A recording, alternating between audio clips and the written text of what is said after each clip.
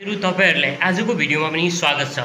आज पनि हामी तपाईको लागि कम्प्युटर रिलेटेड है त तपाईले सिम्पली एउटा सीपीयू भित्र के चीजहरु हुन्छ र के टर्म्सहरु हुन्छ त्यसको बारेमा आजको यो भिडियोमा हामीले डिटेलमा तपाईहरुसँग माझ चर्चामा ल्याउँदै छौं है त। त साथीहरु तपाईहरुले स्पेशली एउटा सीपीयू को भित्र के चीजहरु हुन्छ कस्तो चीजहरु हुन्छ एउटा हामीले सिम्पल सीपीयू छ र त्यो भित्रको चीजहरु आज हामी तपाईलाई यो भिडियोमा देखाएको छौं है त। त यो चीज हाम्रो एक्सपेरिमेन्टको कुराकानीमा सिम्पली हामीले एउटा प्र्याक्टिकल भिडियो तपाईहरुलाई देखाउन खोजेका हौं।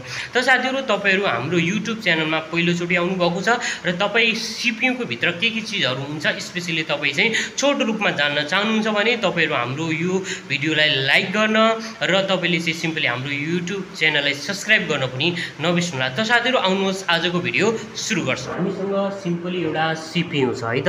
यो सीपीयू तपाईहरुले देख्न सक्नुहुन्छ। सिम्पली हामीसँग एउटा सीपीयू यस्तो टाइपको सीपीयू छ र यसमा हामीले विभिन्न चीजहरु देख्न सक्छौं। आज यसलाई हामी ओपन गरेर हेर्छौं र के चीजहरु हुन्छ र कस्तो चीजहरु हुन्छ यसभित्र स्पेशली हामी यसलाई ओपन गरेर हेर्छौं है त। अब ओपन गर्दाखेरि कहिले पनि तपाईले ध्यान दिनुपर्छ के हुन्छ भन्दाखेरि यसको तपाईले चाहिँ यतापट्टि चाहिँ जुन हाम्रो स्लटहरु हुन्छ त्यो स्लट साइडबाट तपाईले ओपन गर्नुहुन्न कहिले पनि है त। यतापट्टि स्लट साइड तपाईले ओपन गर्दाखेरि यताबाटपट्टि चाहिँ ओपन गर्नुपर्ने हुन्छ सिम्पली यो सीपीयूलाई। जस्तो मैले सिम्पली योलाई चाहिँ ओपन गर्नु पर्यो भने सुरुमा हामीसँग यतापट्टि जानु भयो भने यतापट्टि हामीसँग चाहिँ यतापट्टि नटहरु छ र यो नटहरु हामीले ओपन गर्नुपर्छ। मैले अलरेडी ओपन गरेको छु र त्यसपछि तपाईले चाहिँ यसलाई यहाँपट्टिबाट माथि धकेल्नु पर्ने हुन्छ यसलाई चाहिँ है त। त्यसरी तपाईले माथि धकेल्नु भयो भने यतापट्टिबाट ओपन हुन्छ है साथीहरु। यति गरेर यसलाई तपाईले सिम्पली चाहिँ यसरी ओपन गर्न पाउनुहुन्छ। अब स्पेशली है यति तरिकाले तपाईले ओपन गर्न पाउनुहुन्छ। यसले म साइडमा हाल्छु। अब यसभित्र चाहिँ हामीसँग के छ त साथीहरु यसभित्र तपाईले देख्न सक्नुहुन्छ। यो हाम्रो चाहिँ पीसीबी देख्नुहुन्छ। सिम्पली चाहिँ हामीसँग मदरबोर्ड भन्छ है त। यसले यतापट्टि मदरबोर्ड छ यो मदरबोर्ड अनि यतापट्टिको चाहिँ तपाईको एसएमपीएस भन्छ है। यसलाई हामी स्विच मोड पावर सप्लाई बटन्स भन्ने बक्स भन्ने गर्छौं। यहाँबाट चाहिँ पावर सप्लाई हुन्छ र यो हाम्रो हार्ड डिस्क देख्न सक्नुहुन्छ। सिम्पली यति चीजहरु हुन्छ र फ्रन्ट साइडमा हाम्रो चाहिँ यहाँनिर सिम्पल तपाईले देख्नुहुन्छ पावर बटन है। त्यसैगरी यहाँनिर चाहिँ हाम्रो सानो एउटा रिसेट बटन छ जुन रिसेट बटनको काम गरिरहेको हुन्छ अनि रिसेट गर्नको लागि युज गरिन्छ। त्यसैगरी यो हाम्रो चाहिँ सिम्पली यूएसबी पोर्टहरु छ र यतापट्टि माइक र स्पिकरको लागि विभिन्न पोर्टहरु दिएको छ है त साथीहरु। त यसमा अब हामीले चाहिँ सिम्पली यसको चाहिँ के गर्न सक्छौं भन्दाखेरि यो भित्र तपाईहरुले हेर्नुपर्ने चीज भनेको यसमा चाहिँ तपाईको मदरबोर्ड हुन्छ र मदरबोर्डमा तपाईहरुले चाहिँ अब हेर्नुभयो भने यसमा चाहिँ विभिन्न चीजहरु हुन्छ स्पेशली चाहिँ है त साथीहरु। जस्तो यहाँनिर तपाईले देख्नुभयो भने र्यामहरु लागेको हुन्छ। यसमा चाहिँ हाम्रो र्यामहरु लगाएको हुन्छ र यतापट्टि तपाईहरुको चाहिँ सिम्पली यसमा फ्यान हुन्छ। यसको जस्ट तल तपाईले यसलाई ओपन गर्नुभयो भने यसको जस्ट तल तपाईले चाहिँ के भेट्नुहुन्छ त सिम्पली तपाईले यसमा चाहिँ प्रोसेसर अर्थात यसको तल सानो एउटा सीपीयू लागेको हुन्छ। त्यो प्रोसेसर देख्न पाउनुहुन्छ। यसको तल हुन्छ जस्ट है त। भनेपछि त्यो हाम्रो के हुन्छ सिम्पली प्रोसेसर लागेको हुन्छ है। अनि यसैगरी यतापट्टि चाहिँ हामीसँग सिम्पली यतापट्टि पीसीआई पोर्टहरु हुन्छ र यतापट्टि हाम्रो चाहिँ यो साटा केबल भन्छ है त। पाटा पनि हुन्छ साटा पनि हुन्छ। योमा चाहिँ हाम्रो स्पेशली हामी लाउने गर्छौं यो ठाउँमा है त। अनि यसैगरी यो हाम्रो चाहिँ सिम्पली हार्ड डिस्क छ। यसैको ठाउँमा तपाईले एसएसडी पनि लाउन पाउनुहुन्छ है त।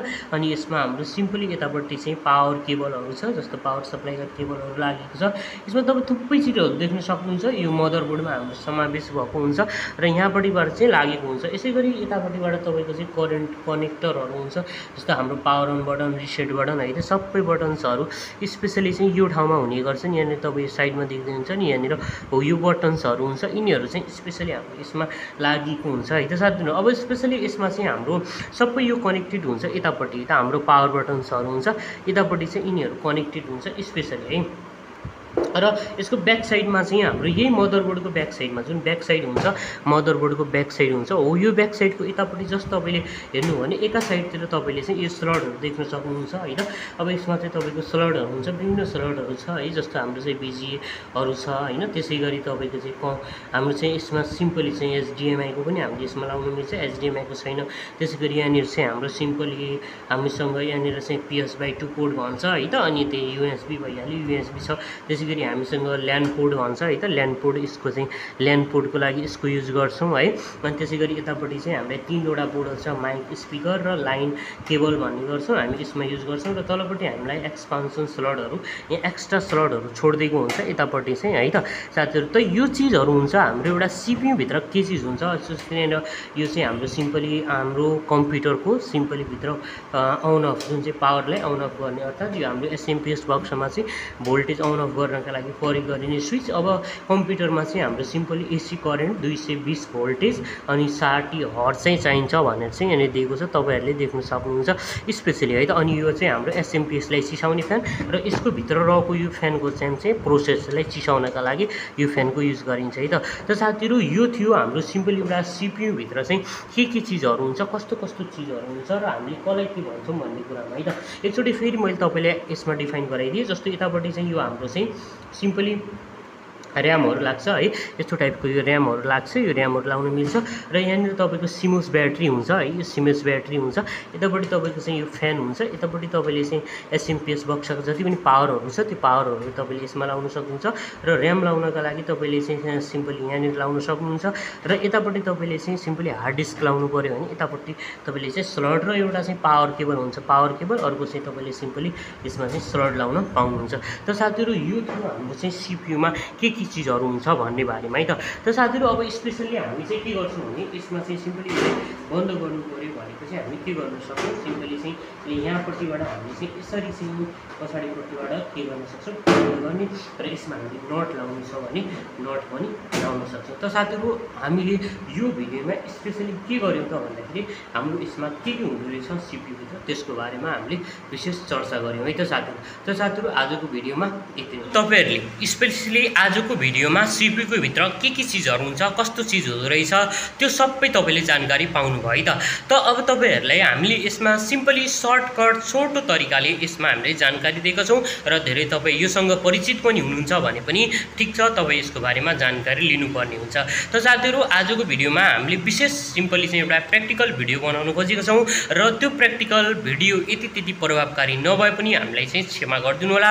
हामी तपाईँको लागि यस्तै नयाँ भिडियोहरू तपाईँहरूको लागि मनोरञ्जन टाइपको र तपाईँलाई एउटा नलेजफुल भिडियोहरू हामी ल्याउँदै गर्नेछौँ। त साथीहरू तपाईँहरूले हाम्रो भिडियो कस्तो लाग्यो, यदि मन पर्यो भने लाइक गर्न, कमेन्ट गर्न र तपाईँ हाम्रो YouTube च्यानलमा पहिलोचोटि आउनुभएको छ भने हाम्रो YouTube च्यानललाई सब्सक्राइब गरेर जान पनि नबिर्स्नु होला है त।